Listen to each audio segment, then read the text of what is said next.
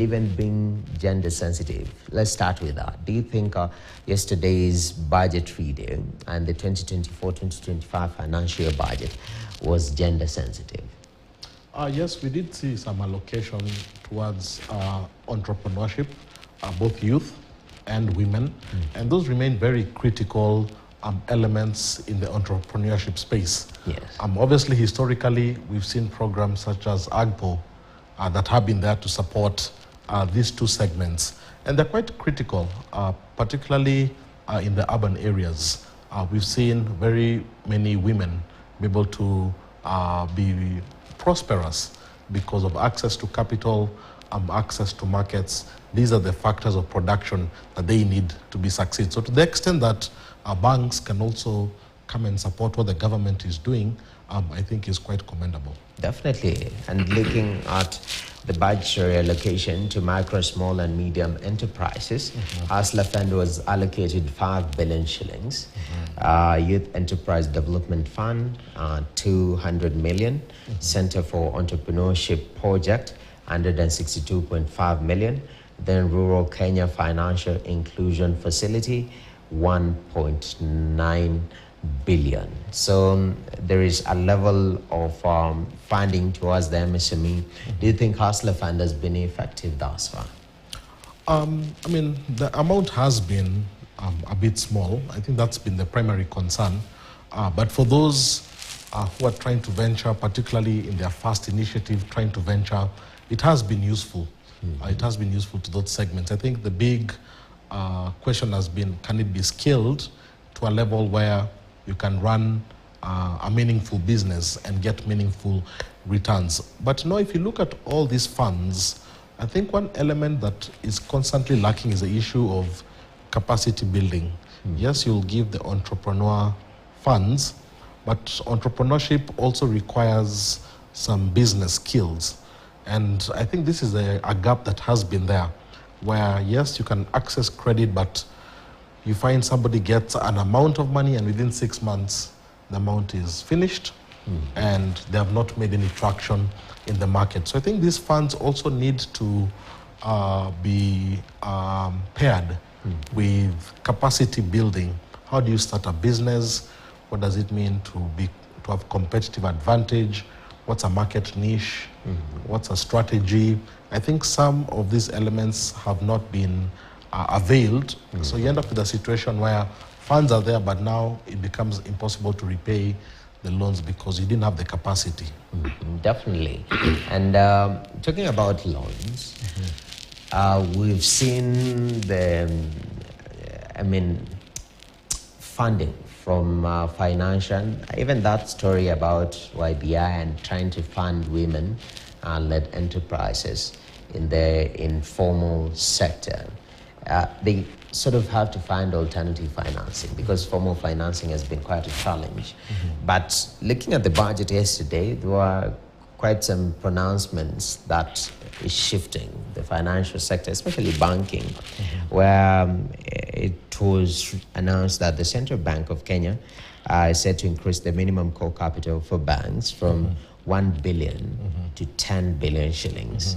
Now, of course, CBK will advise on the timelines of this implementation. But first of all, core capital for banking, what does that do and why is this important in the economy of Kenya? Well, let's look at both the pros and cons. I think on the positive side, the idea is to make banks more stable. If you look at the non-performing loans right now, that about 16%. That's the highest they've been in about 15 years. Lots of businesses are defaulting on loans. So to the extent that banks can have more core capital, means they can withstand high non-performing loans and still exist. The problem with that, though, is now you end up locking out a number of institutions that would have become banks. For example, think of an MFI today that maybe has 980 million, about to get 1B, had plans to become a bank that was targeting. So you end up locking out the banking sector to a few players. So all the players who would have joined, very many of them won't have access to that. And it's problematic because you do want to have a number of banks that can serve a number of people. So those are the pros and cons that policymakers have to weigh. But it's always desirable to try and have more banks reaching more people and more niche areas. Definitely. Very, very important. And the perennial problem of pending bills, of course, it's been there for as long as devolution kicked in. That people have not been paid by counties for things they supplied for us back as 2013, 2014, which is very, very sad. So it is a huge problem, and the Cabinet Secretary touched on it yesterday. And he said, as it's been done time and time again, this issue of verification committee says that our verification committee has received 94,997 claims, and they are worth 662.3 billion worth of pending bills. Now, analysis is ongoing. That is, analysis of the claims are ongoing, and committee is expected to complete the work by October 2024 for implementation within the fiscal framework. I mean, it seems to be a huge, you're clocking close to $1 trillion in pending bills.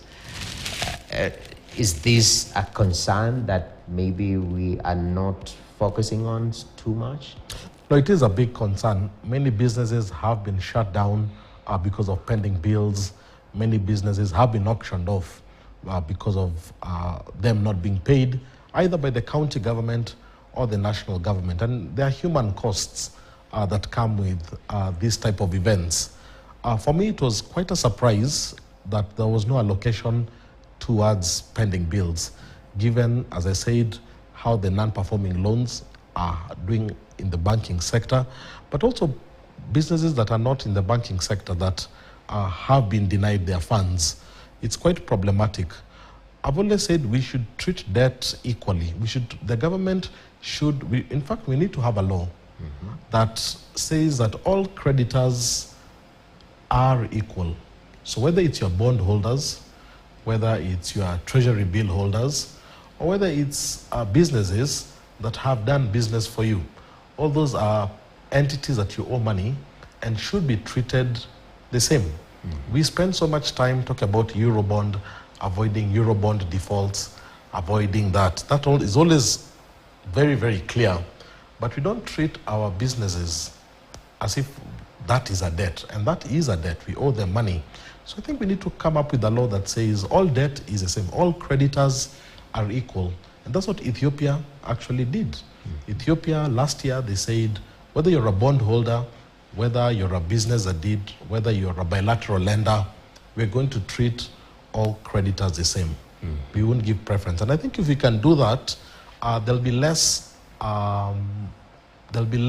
pending bills coming up.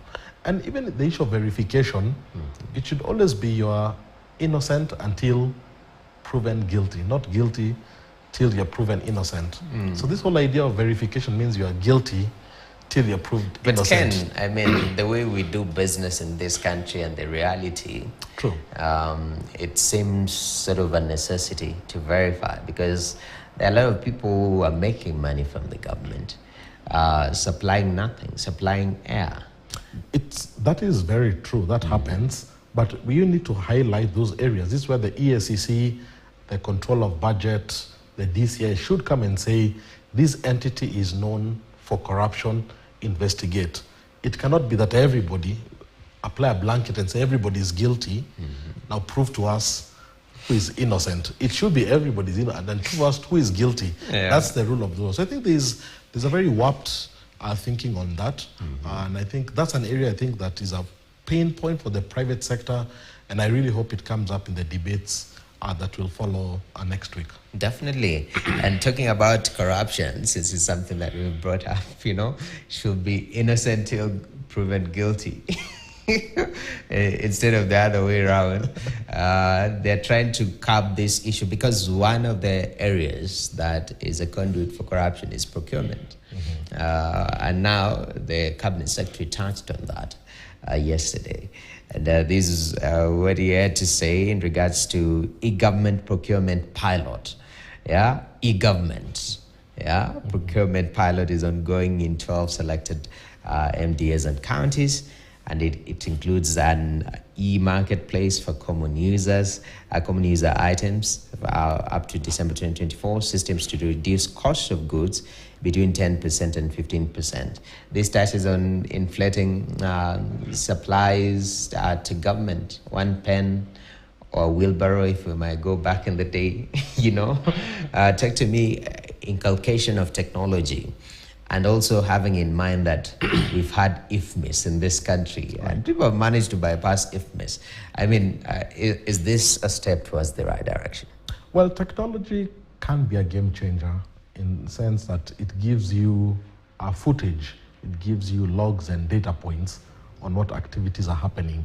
But to your point, this technology is made by human beings, and those same human beings know the loopholes, as in IFMIS that you've highlighted. But I think the gradual adoption of technology over time starts making the cost of crime higher and higher and higher. So you end up weeding out criminal elements at a very fast rate.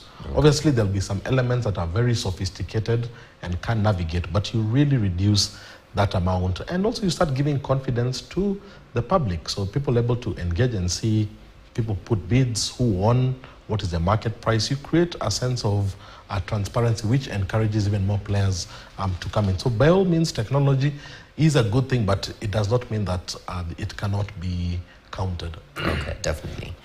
Ken, our time is up in closing. I know we've touched on several elements of the budget, but from where you sit listening to Professor Njuguna Ndung'u, what really stood out for you in closing? Well, I think it's the aggressive tax mobilization. I think one of the clips going around on social media is by Professor McPhee asking, how can an economy growing at 5% be expected to grow taxation at 12%? It's a very profound question. I would even add to that and say jobs growth, if you look at the economic survey, jobs have been growing at 4.1%, but you expect taxation to grow at 3 times. So there's a sense that some sanity needs to prevail. There is a risk of overburdening, overtaxing Kenyans and creating unemployment. So as the debates formally begin, we really expect that the people charged with this responsibility is able to debate not from a party position, but really from their constituents and their common good perspective. Definitely. Monday is a holiday. Oh, yes. Happy long weekend. Happy long weekend. But thank you very much, Ken, for your input and making time to speak to us on business today. Biz chat, we've had a good chat. Thank you very much. I really appreciate you always being here on Fridays when you can. I think the other time you were a little bit sick. There's like a flu going around. But anyway, thank you very much, guys. Also for our viewers for joining with us over the past 1 week. Yesterday was a heavy day on matters budget coverage, and you were with us just being informed on the nitty-gritty step by step on matters budget. So we appreciate you, and even as you go into the weekend, have yourself a good time. And as my friend, I haven't used this quote for a long time, but it's good to revive it sometime. Yeah, Ken Gishinga always says that don't do anything I wouldn't do. I don't know where that applies. My name is Noki Kimboy. Have yourself a blessed weekend. Up next to Hamdu KTN. Stay tuned on KTN News. Sentiment. That was a good.